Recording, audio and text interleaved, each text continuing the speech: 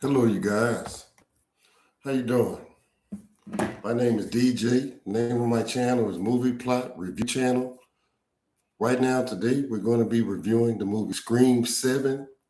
I know you all may have seen it by now, just not so long ago came out in theaters. The cast is Nev Campbell, played by Sidney Prescott. You got Mackenzie Grace, played by Hannah. Isabel May, played by Tatum Evans. Matthew Lillard, played by Stu. Anna Camp, played by Jessica. Courtney Cox, played by Gil Weathers. Mason Goodings, played by Chad Goodings. No, Mason Goodings, played by, what was his name in that movie? I forgot. You know the black guy, the news reporter. And Celeste O'Connor. Yes, and Mason Gooding is, by you guys, the son of Cuba Gooding Jr., by the way. I see he played in a few other good movies. He played in, I think, the Scream 6 movie. He played in Scream, the one from a few years ago, I think about 5 years ago. He also played in a horror movie called Heart Eyes. It's a pretty good movie as well. You guys need to check it out. Okay, let's go to the first beginning of the movie, the first opening setup of the movie. You got the haunted house scene, right? You got the haunted house. You got the two kids going into the house. There was a great scene. I like the whole movie, the way it was set up that way, the haunted house. You got the ghost face killer in the room, or the robot, or whatever the case may be. I like how the movie sets up when you got the two twin um, ghost face characters. You know, I hate how the movie, well, it's like this. When they first walk into the house and you see the ghost face, right?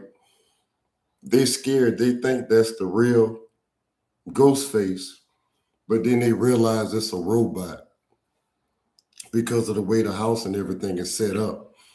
But when you're watching the movie, you can tell it's not a robot. They should have known that it was not fake, that it was real, because you can see when they walk in the room, the way he was swinging his arms in the air, the way he was swinging, the way he was moving around, it just didn't seem really robotic, you guys.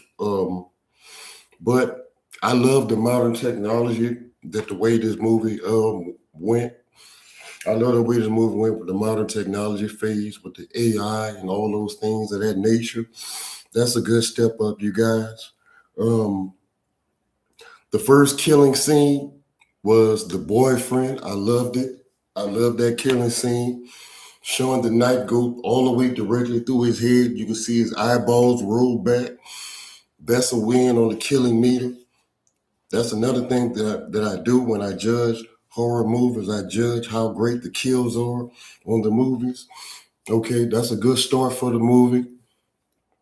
Okay, next you have the phone scene where they're doing the movie reviews or whatever on the phone. They're trying to see how they're going to get this movie right. I like that plot right there as well.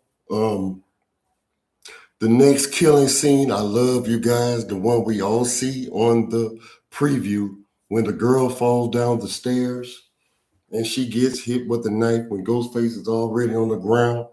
But all of a sudden, she loses her footing upstairs and she falls down dead on the knife. That's gangster, guys. I love that. I love that. But they should have known when they walked in that that was a real, that was real Ghostface right there.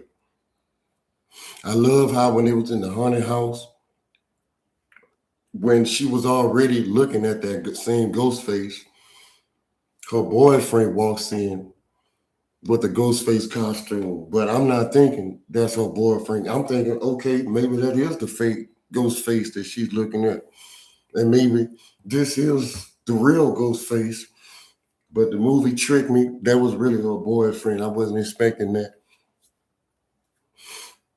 But that's when the one that was in there the whole time, he finally moved and he finally started killing them.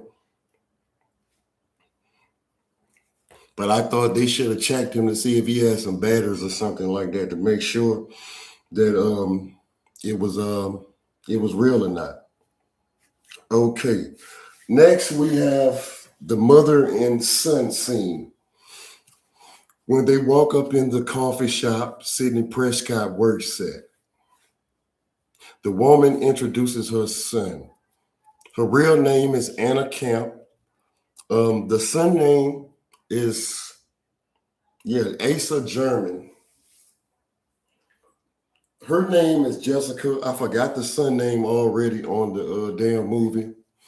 But here's the problem that I have with those two is that she looks way too young to be his mother. She looks way too young. She looks like she's in her 20s. He looks like he could be about maybe 19 or 20, but she looks like she's in his 20s. I mean, she's in her 20s. I actually looked up her real age. She's 43 years old, you guys. She's 43. Her son on the movie, who was actually pretending to be like a teenager or whatever because he was in high school on that movie. But in real life, he is 28, you guys. He's 28. So we look at it, okay, you can say 15 years older, okay. That's just old enough for her to be his mother in real life, right? Right. But the problem with that is this lady looks damn good for her age. Even though she is 43, she looks like she's in her late 20s. His real age is 28. He looks like he could be about 20 or 21, though. That's the problem with that, you guys. The age is very, very close. That's a problem I believe that the movie made. And that's another problem I think that's going to come back to maybe apply to bites them at the end, and we will get to that later. But next we have let's see. Yes, we have the Stu Macher. Stu Macher. The Stu Macher, he comes on 31 minutes into the movie. He makes his presence, the Stu Macher. I love that part. I love the part them bringing these old characters back with the AI and all that. I love that concept, you guys. But the only problem with that is the movie went too far with Stu Macher. As we all know, he died in the original Scream movie. He's dead. He was stabbed. He was electrocuted by a TV. The movie is pretending as if this guy is still alive. And the movie goes out of his way to act like this guy is still alive.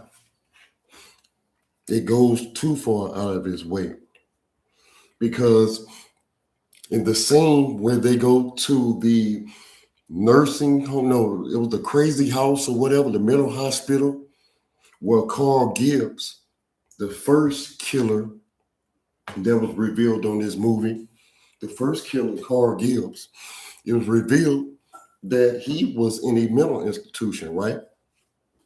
And while they were talking to the doctor at the mental institution, the doctor showed a picture of Stu Macher. And the doctor said that he was a patient here 16 years ago before I got here. But right after that, the doctor shows a picture of Stu Macher to Gail Weathers, Sidney Prescott, and they immediately say that Stu Macher was in that room next door to Carl Gibbs' guy under the name John Doe, and they both left like 2 weeks ago. I'm like, wait, hold on. I thought Stu Macher is dead. Stu is dead. We seen him die. So when we first see Stu Macher within the 31 minute mark and he's on the AI, I'm like, okay, he's dead. This movie is just using those AI tools. They just using the AI, right? They're just using that AI for a dead person. Even though I'm like, if he really is dead and they're just using his AI, why does he look like he's almost 30 years older? Why does he look like he's 30 years older? He doesn't look like the same Stu from 1995. So it shows where the movie is going at right here. And I know why the movie did this. Because I'm not even going to lie to you. I forget my damn self that Stu Macher is dead. I seen him die in the first screen. I forget that he's dead my damn self. Because it show seems to me in my head, even though I've seen all the Scream movies, at least all the classic Scream movies, it seems like I remember him seeing him in the second or third one, even though I know he wasn't in it. I think the problem is just mainly just a mix-up because I'm used to seeing the guy that played as Stu. I forgot his real name, but I've seen him play in so many other horror movies like 13 Gates, a whole 13 Ghosts. Sorry about that, you guys, and a few other type movies. And I probably seen him in so many horror movies, and I probably just got them mixed up and thinking I seen him in more than one screen when I really hadn't, you guys. All right, 36 minutes into the movie. Maybe my favorite kill scene, you got Hannah. Hannah gets sliced up like a motherfucker. Hannah gets sliced up while they're doing the play thing or whatever, when she's hanging in the air. And I ain't gonna lie. It was a brutal slice up scene that I gotta turn my fucking eyes. The way he sliced her whole body up like that, I ain't gonna lie, that's fire. That's nice. I ain't gonna lie, one thing about this movie, it hits on the kill scenes. It hits on the kill scenes, dog. 5 kill scenes, 40 minutes. The police search the house, you guys. 40 minutes. Sidney Prescott's husband and the rest of her police team, whatever, they search the house. They don't find nothing, right? It was the quickest search that you could ever fucking see. The crazy part about the movie, they searched the whole house, but they forgot to look in the fucking attic. The attic is right there. They never looked in the attic. Soon as they leave the killer, he pops out the attic. Like done, like you would think if a police really raid a house, right? They're gonna thoroughly check. And they're not gonna forget to look at the fucking attic. That's one of the main spots they know people are gonna hide there, right? But okay, I'm not gonna make a big deal about it because we know the movie got to move along with the plot. We know the plot of the movie like that, so that's the way they got to make it look. You know what I'm saying? We already know. But I'm just saying though, I still got to point that out. 42 minutes within the movie, your boy Mark, he gets stabbed for the first time. He gets stabbed in his arm real hard. And there's another scene after that, he falls down the stairs, right? And the reason why I'm laughing about this, man, because it seemed like, goddamn, this dude cannot die. This dude done got stabbed. He done fell down a whole bleacher of stairs. He done been stabbed 4 times in his chest, what I'm going to get into later on in the movie. And after all that, this man is bleeding out, and he still doesn't die. In real life, if somebody constantly gets stabbed like that without seeking medical attention, there's no way they're gonna still be living. But okay, the movie just wants to keep him alive for some reason. Oh well. All right. Maybe my favorite scene. I said the other scene my favorite, but this might be my favorite. The wall scene, you guys. This is within 40. No, I mean, sorry, you guys. This is within 44 minutes of the movie. This is when Sidney Prescott and her daughter Tatum is inside of that wall, and you got Ghostface tapping on the wall, trying to see where they at. That was a gangster. That was a nice scene where he tap tap tap tap. Then eventually his knife gets stuck in the wall. And then she took a pole that she had that was in there and she bent the knife. Okay, that was nice. That was nice. And let's see what else we got. What else we got? Yeah, that the 59-minute mark, that's when we had the Stu Marker bullshit story in Velvet. I already said that, but yes, I gotta say it again. Within 59 minutes, that's when the movie basically tells on itself and like I get it, you guys. This I feel like the movie feels bad that they killed him off on the first screen. They feel so bad they killed him off. And they want to put him back on these other Scream movies so bad because they wish they would have never killed him off.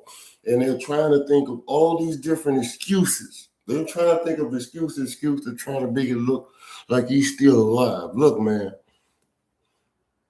there's nothing wrong with the AI images of Stu. That's perfect. You can do all of that. You can put Stu on the movies.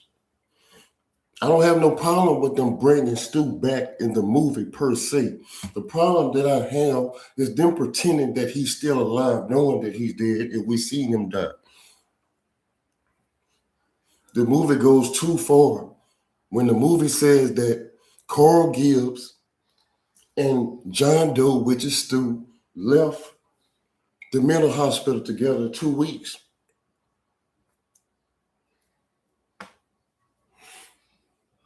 Well, unless you just want to say that, because think about it, because the doctor was one of the killers. Unless you just want to say the doctor was lying and the doctor just made that up as one of his plots or whatever in the case may be. But I still believe that the movie went out of his way to make us want to believe that this guy was still alive. I don't think it was a big deal, big deal, but I mean, it's worth pointing out. You know what I'm saying? Um, 1 hour and 4 minutes, we got Mark getting stabbed again. But this time, Mark gets stabbed 4 times in the chest. Remember, he was already stabbed one nice little time on his arm and he fell down those stairs. Oh, yeah, I want to get into that again. Oh, yes, I want to get into that as well.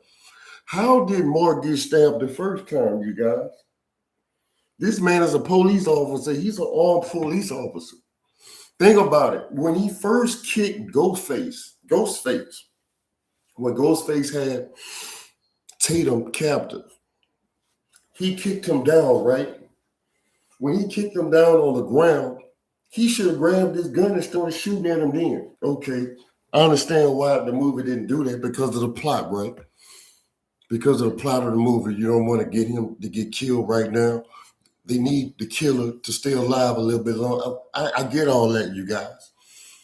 But why, when the killer was on the ground, instead of him having his gun right there trying to shoot him, why would he try to go on the ground like he trying to reach for the killer to see if he's dead or some shit like that? And he has a whole gun. Why would he put himself in a line of fire while the killer was on the ground when he first kicked him? And you got a whole police officer with a whole gun. All right, but I don't know, you guys, but that's crazy. How the fuck this man get stabbed 4 fucking times and he's still living towards the end of the damn movie? This man got stabbed 4 times in his chest, hard as a bitch, with a knife blade like that. Okay? The next scene we have is the bar scene, you guys. We have the bar scene when all the people get together, all the teenagers and stuff get together. The reporters, they're at the bar. You got Jessica's son. You have Ben. You have Tatum. All of that, right? And the news reporters are like trying to tell everybody who the serial killer could be. And the two main suspects, which is the son and Ben, they're getting all suspicious and shit like that. Let me tell you guys this.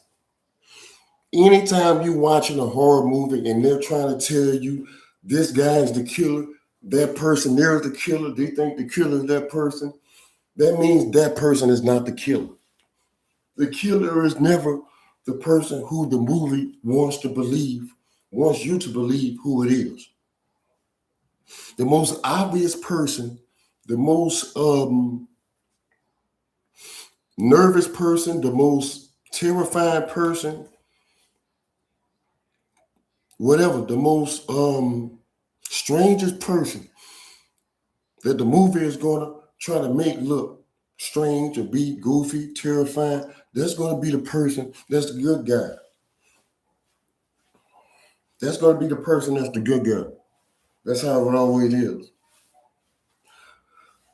I love the next scene. This is 1 hour and 15 minutes. The AI computer thing. When Ben and Tatum hit the core and that laptop is in the middle, and the killer basically set Ben up to look like the killer. Well, Ben almost kind of set his own self up to be the fucking killer, to really tell you the truth, because he had his video up in there making fun of stabbing Sidney Prescott or some shit. I don't know. But I felt like he took it too far. But that's just another genius scene. I just like the whole way the movie plotted with the AI and the use of computers, how the movie tried to throw people off and stuff like that, how they used his computer. He was on there, and then he went straight to Stu Macher. So now Tatum is thinking her boyfriend all along is the killer, just like her mother said. I like that, you know. Now, 1 hour and 18 minutes in the movie, we have this terrible, terrible, terrible stab scene that makes zero sense. This is the stab scene where you have Cuba Gooding's son, right? Remember, Cuba Gooding's son and Mindy, I forgot his name on the movie already, but he was walking with Mindy in the hallway. They trying to find a way out and see where everybody's at. They're in the hallway in another section of this motherfucking store, this bar, whatever the fuck. This girl, Chloe, was already in an altercation with Ghostface.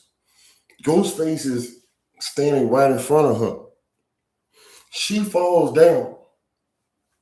This happened in 1 second. She falls down. Ghostface is the one that's running after her, right in front of her, right? She falls down.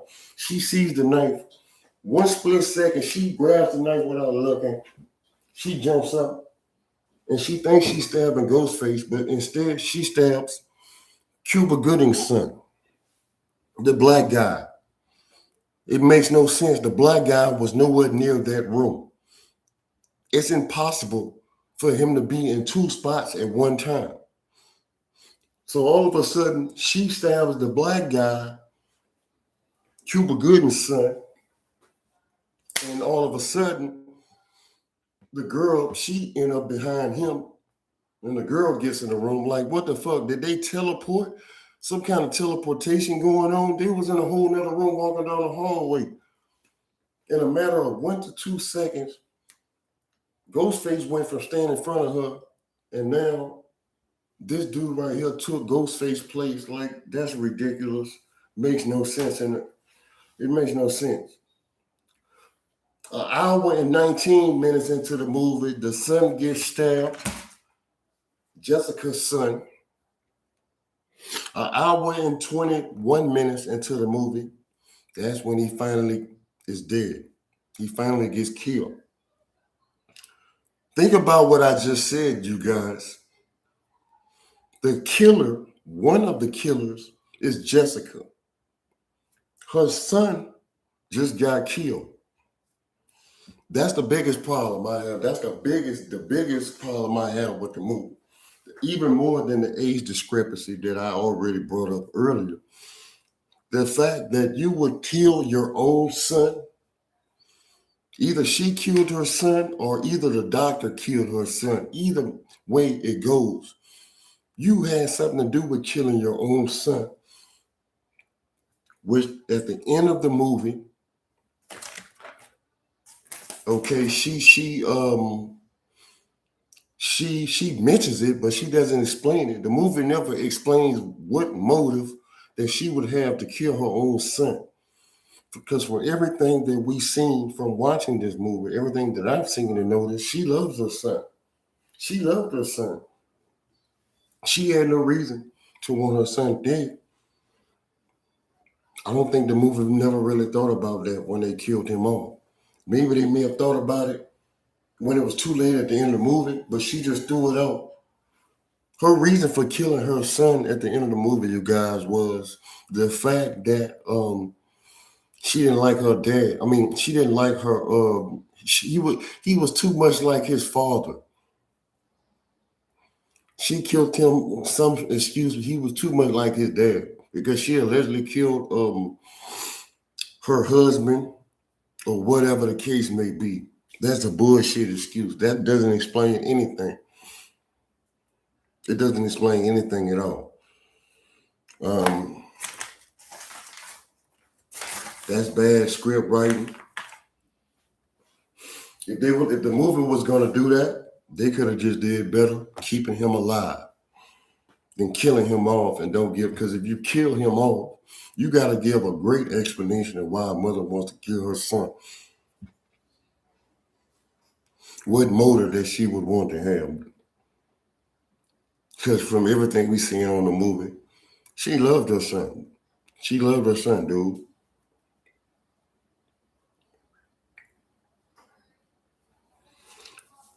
Oh yeah, I forgot about that Chloe scene. I want to get into Chloe dying as well, you guys. The scene when Chloe died in the bar. I don't like the fact when he rolled her on the bar and he like threw her on the ground, supposed to be on the glass. But when they show her on the ground, when the camera went to the scene after that, when you actually see her laying on the ground, you can see the glass, a piece of glass like stuck on her face, like or how a piece of glass got stuck inside of her head or something like that. But the way he threw her on the ground, I don't know if it's possible that a piece of glass could have got at her head and her face like that. That seems kind of fake. I believe if what the movie should have did, what they should have showed him throw her on the ground and then him pick up that glass and actually sling that bitch on her eye or sling it on her face or something like that. The movie shows him stepping down, like he's standing on top of the bar, right? And she's laying on the ground in the glass, and he stepped down like as if he's stepping on her. But the movie doesn't actually show it. They cut that scene. You just see him stepping on something, but you don't actually see the girl on the ground being impacted. You don't actually see her being stepped into. Yeah, I wish they could have showed that, but oh well.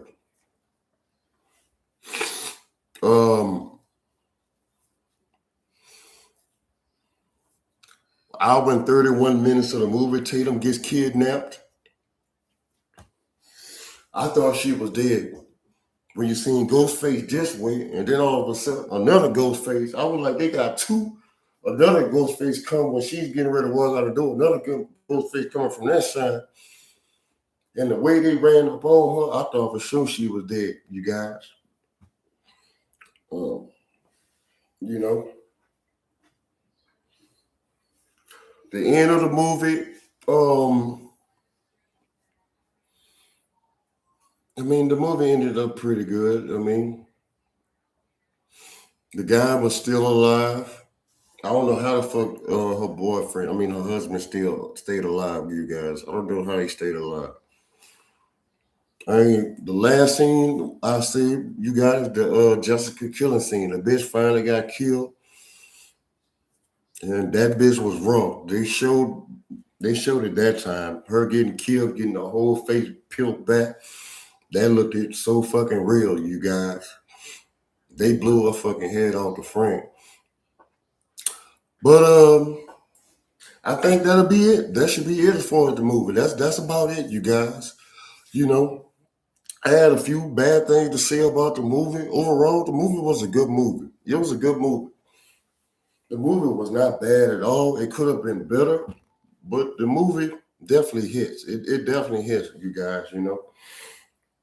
Um, it's one of the better Scream movies I've seen in a while. A few things could have been better, but I mean, it's still a pretty damn good movie. If I had to rank the movie overall, I would give it about a 6.5 to a 7 out of a 10. And you guys, man, if you like this video, you guys, if you love my content, I'm going to be constantly bringing you more and more. You guys, this is my very first video ever on YouTube. This is my very first time going live, but it sure won't be my last. I'm going to come with plenty more videos dropping tomorrow. I'm going to be coming with action, adventure. I'm going to be coming with a cooking on this bitch soon, you guys. I'm going to be rolling up some blunts while we talking about movies. When I get my computer and everything together, I'm going to have my video editing software on here. I'm going to have a lot of things in the background. Just work with me, you guys. But if you guys love this video, and I know you do, just give me a like and subscribe. Thank you so much. Have a nice day.